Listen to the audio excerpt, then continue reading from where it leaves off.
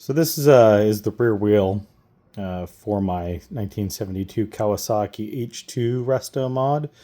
Um, it's off of a 2008 Kawasaki EX650 Ninja. Um, Picked that bike because I wanted the front end off of it too. It has cartridge forks. They're 41 millimeter. It's not overkill for a bike of this weight and horsepower and potential speed. I didn't want to put big inverted forks off of a super bike on it for a bike that really doesn't need that much brake and doesn't need that much tire. So I chose the EX650 stuff, but as with everything, there's challenges. So I the rear brake on this H2 has to be, because of the swing arm, it has to be below the rear axle. The swing arm is a dual shock, so the shocks are somewhat in the way of the caliper, and the reaction point on the swing arm for the rear brake is also on the bottom side. So the swing arm was really intended for that type of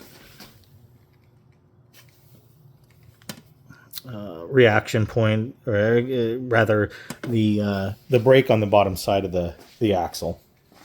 So I'm getting a little confused there. Anyway, so my first thought was, well, I'll just get a nice caliper off of an old Ninja or something like that. Or I know my TL has a brake on the bottom side too. So I got one off of an older ZX7, and I found that when you line it up with the rotor, the hub on these wheels is actually too big for a two-piston caliper, or at least an opposing two-piston caliper. And the original caliper that came with this is designed to go over, and thus, if you were to rotate it under, you would then have the bleeding ports facing up, or rather down, which obviously doesn't work for bleeding your brakes. There's probably ways you could get around it, but not the best idea. So I found that in the late 80s,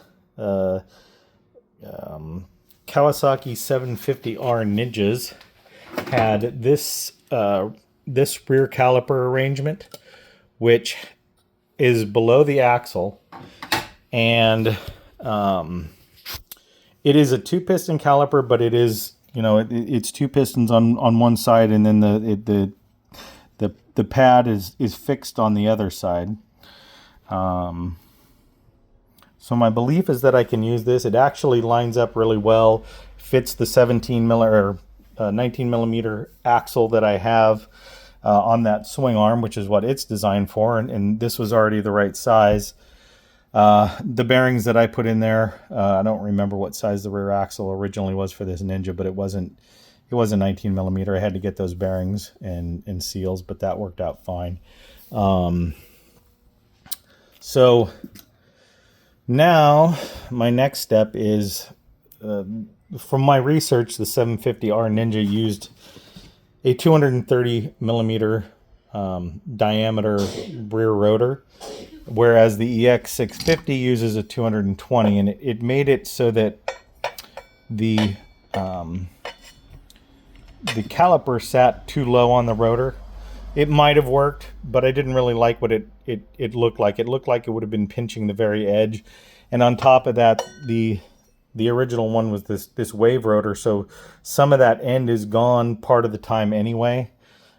Theoretically, it should always be sitting on the high spots, but a little research showed me that ZX12s used a 230 millimeter rotor, and it just happens to go right on.